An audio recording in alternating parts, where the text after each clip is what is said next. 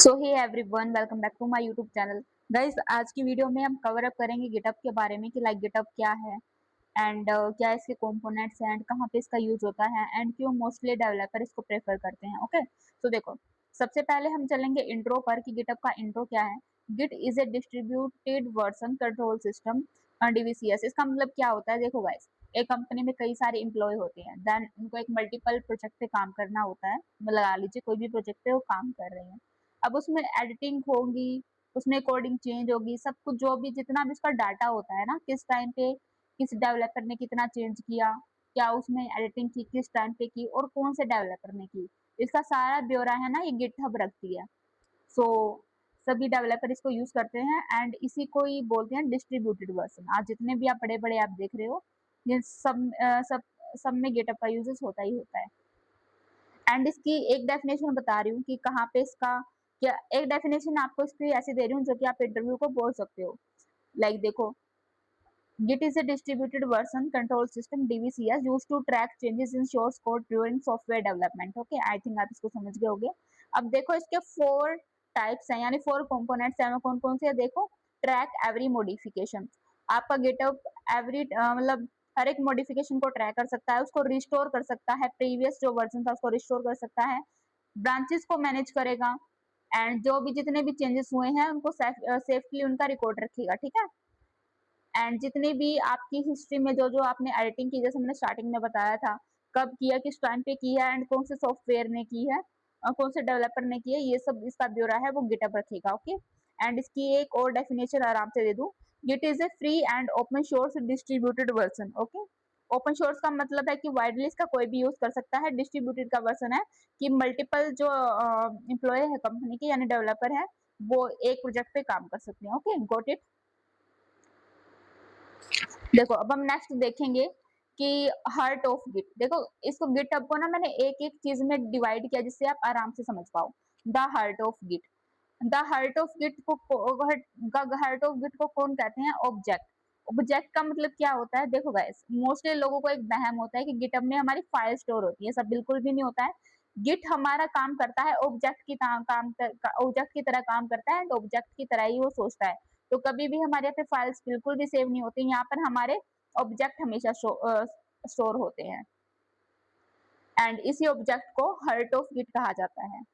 And अब object का database कैसे होता है वो भी आपको बता देती हूँ। देखो, जो कोई भी गिट यहाँ पे क्रिएट की जाती है, वो कहाँ पे क्रिएट होगी? इसके डाटाबेस में होगी। दैट मीन्स देखो, कोई भी प्रोजेक्ट है, आपने ऐप बनाया है उसका एंड कोई भी पर्टिकुलर इसको नाम दिया है एंड वो गिटहब में इस तरीके से स्टोर हो जाएगी। एंड जो भी गिटहब में होता है, इसके अंदर जो इनसाइड इट होता है उसको हम ऑब्जेक्टिव बोलते हैं। जैसे मैंने स्टार्टिंग में बताया है, गिटहब में कभी भी फाइल स्टोर नहीं होते, हमेशा ऑब्जेक्ट स्टोर होते हैं। और अब हम देखेंगे कि फाइल फोल्डर क्या है। What is the Git folder? जैसा हमारा मोबाइल में फाइल फोल्डर की तरह एप्लीकेशन होती है ना, उसी तरीके से गिट गिट में भी एक हमारा, ये लगा लीजिए आप एप्लीकेशन ही लगा लीजिए, इस तरीके का होता है, कंपोनेंट से लगा लीजिए गिट फोल्डर, जिसको हम बोलते हैं ब्रेन ऑफ द गिटहब। इसकी सिंपल डेफिनेशन रहेगी, the Git folder is the brain of GitHub. Okay, ये हमारा ब्रेन की तरह काम करेगा गिटहब में। इसके बिना गिटहब काम ही नहीं करेगी, अपना काम करना रोक देगी। कंटेन इसे क्या क्या कंटेन्स करती है?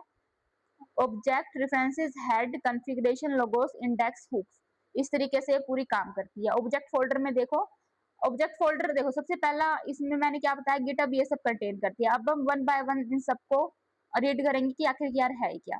अब हम देखेंगे फोल्डर में ऑब्जेक्ट का क्या काम रहता है। This is the most important folder in GitHub. GitHub में हमारे इस तरीके से जो ऑब्जेक्ट है वो स्टोर रहते हैं। इनसाइड इट गिटहब स्टोर, देखो अब देखो आप, एंड अब ऑब्जेक्ट में हमारी क्या क्या स्टोर रहेंगे? फाइल्स रहेंगी, फोल्डर रहेगा, कमेंट्स रहेंगी, टैग्स रहेगा एंड सब कुछ इसमें स्टोर हो जाएगा। देखो, स्टार्टिंग में मैंने बताया गिटहब में कभी फाइल स्टोर नहीं होती है, उसमें क्या स्टोर होते हैं? ऑब्जेक्ट स्टोर होते हैं। ऑब्जेक्ट के अंदर आपकी फाइल्स, फोल्डर, कमिट्स, टैग्स, ये सब स्टोर होते हैं। एंड एक और पॉइंट, गिटहब फाइल तो हमारी सेव करता ही नहीं है। अभी क्यों नहीं करता है, इसका रीजन देखो। जो गिट है ना हमारा, फाइल की तरह वो सोचता ही नहीं है, वर्क ही नहीं करता है। ये हमारा सिंपली वर्क करता है ऑब्जेक्ट की तरह। देखो, जैसे इसमें लिखा है हेलो डॉट पाइथन, इस तरीके से जितने भी अब लोग ऑब्जेक्ट ऑब्जेक्ट ये सब चीजें है ना, ये सब आगे मैं बताऊंगी। ये एक गिटहब का सिंपली आर्किटेक्चर है। सिंपल ही है। फिर उसके बाद इसका अपडेटेड एंड इसका कंप्लीट एक्चुअल जो आर्किटेक्चर आएगा ना वो आप समझना। ये नॉर्मली इसका क्या है, आर्किटेक्चर है। अब देखो 4 टाइप ऑब्जेक्ट हमारे पास कौन कौन से होते हैं, blob, tree, commit, tag, 4 type of object. In 4 type object है ना जो ये हमारा कोई भी प्रोजेक्ट को मर्ज करने में या फिर मैनेज करने में ये इनफ होते हैं, चाहे उसमें आपकी मिलियंस ऑफ फाइल कंटेनिंग क्यों ना हो। ओके, ब्लॉक प्रोजेक्ट अब क्या होता है ये देखो। ब्लॉक प्रोजेक्ट में ब्लॉक प्रोजेक्ट को बाइनरी लार्ज ऑब्जेक्ट कहते हैं एंड इसमें क्या होता है, इसमें ओनली फाइल ही आपकी स्टोर होती है। ट्री ऑब्जेक्ट किसे कहते हैं, ट्री ऑब्जेक्ट कहते हैं डायरेक्टरी को। दैट मीन्स ट्री ऑब्जेक्ट का सिंपल सा वर्ड है डायरेक्टरी। देखो सबसे पहले हमने इसमें क्या किया, हमने ऑब्जेक्ट को रीड किया। ऑब्जेक्ट के अब हमारे पास क्या है, ब्लॉब है, ट्री है, कमिट है, टैग है। तो हमने जो ब्लॉब था इसको रीड कर लिया, ये क्या है हमारा बाइनरी में सबसे लार्ज प्रोजेक्ट है। ओके, इसके बाद हमारे पास आया ट्री ऑब्जेक्ट। ट्री ऑब्जेक्ट क्या है हमारा, एक डायरेक्टरी को ये रिप्रेजेंट कर रहा है, ठीक है।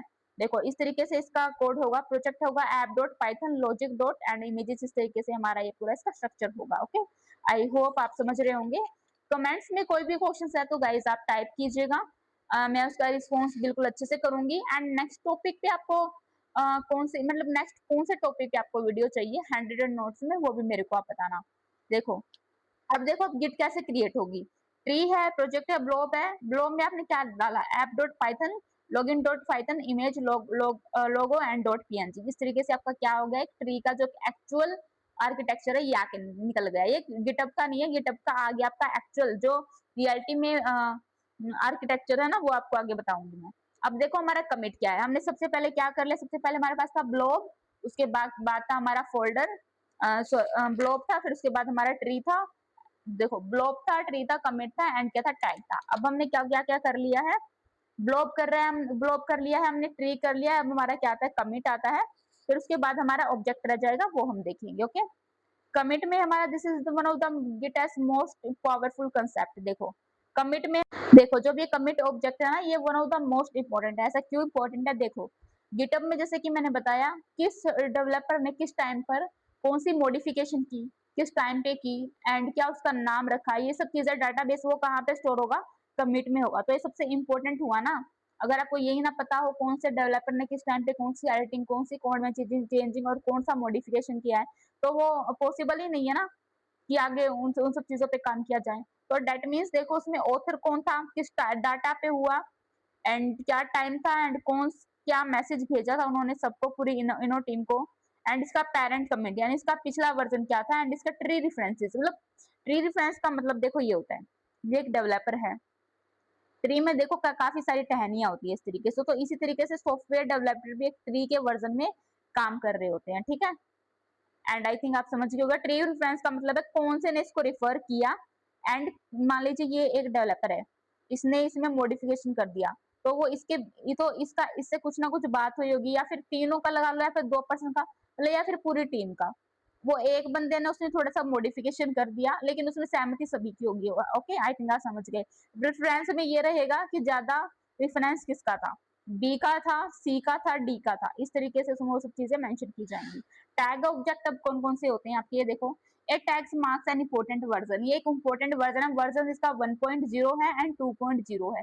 वर्जन 1.0 में टैग इसका वन टाइप होगा, रिलीज 2.0 में इसका सेकंड वर्जन हो गया। ओके, एंड देखो अब ये सब सारे कनेक्ट कैसे होते हैं, अब इन सब चीज को देखो, how everything connect, commit, tree, blob, blob, tree, blob, इस तरीके से सारी चीजें कनेक्ट होती हैं। एंड ये क्या है, गिटहब का एक एक्चुअल में आर्किटेक्चर है। मैंने जैसे स्टार्टिंग में बताया था इसके आर्किटेक्चर को हम पढ़ेंगे, तो ये इसका एक्चुअल आर्किटेक्चर है। देख लो आप, कमिट है, ट्री है, ब्लॉब है, ट्री है एंड फिर लोब है। ये सब चीजें क्या है, देखो आपको थोड़ा थोड़ा समझ में आ रहा होगा, कमिट क्या है, ट्री क्या है, ब्लॉब क्या है, ये सब चीजें क्या है, थोड़ा थोड़ा आपको समझ में आ रहा होगा। नेक्स्ट वीडियो में जब हम एक अपना खुद का गिटहब अकाउंट क्रिएट करेंगे तो सब चीजें आपको then one by one clear होंगी। Okay, and one more thing, commit हमारे यहाँ पे पॉइंट्स होंगे कहाँ पे होंगे, ट्री पे, एंड ट्री के कहाँ पे होंगे, ब्लॉब्स पे। देखो जैसे कि ट्री के यहाँ पे कहाँ पे हो रहे हैं, ब्लॉब्स पे हो रहे हैं ना। कमिट के कहाँ पे हो रहे हैं, ट्री पे हो रहे हैं। आई थिंक समझ गए ना आप, इस तरीके से ये है। एंड हेड, देखो अब हेड किसको बोलते हैं, head is one of the Git's most important concept. अब हेड में देखो आप कोई भी कमिट में न्यू क्रिएट करोगे ना, तो आपका क्या हो जाएगा, हेड वहाँ पे ऑटोमेटिकली मूव करने लग जाएगा, ठीक है। सिंपल इसको हम एक पॉइंटर कह देते हैं।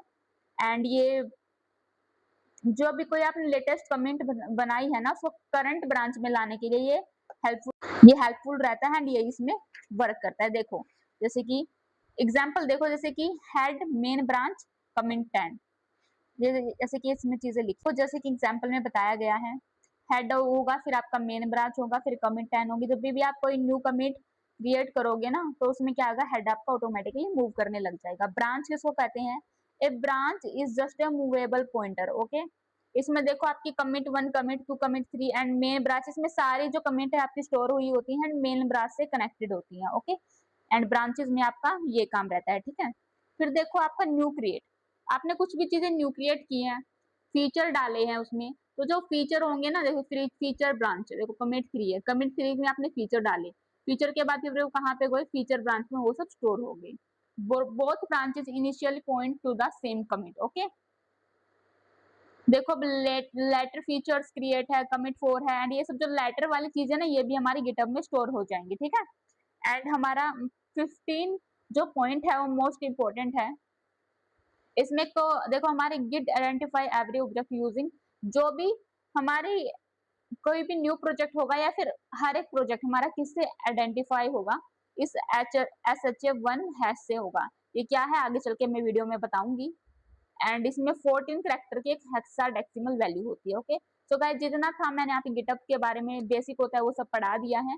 नेक्स्ट वीडियो में हम खुद का एक गिटअप अकाउंट क्रिएट करेंगे एंड देन फिर उस पर वर्क कर रहे होंगे कि कैसे क्या सब चीजें होती हैं, प्रैक्टिकली वन बाय वन चीजें मैं आपको करके दिखाऊंगी।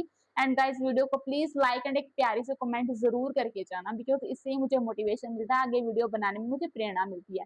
तो चलिए गाइस, बाय बाय, मिलते हैं नेक्स्ट वीडियो में।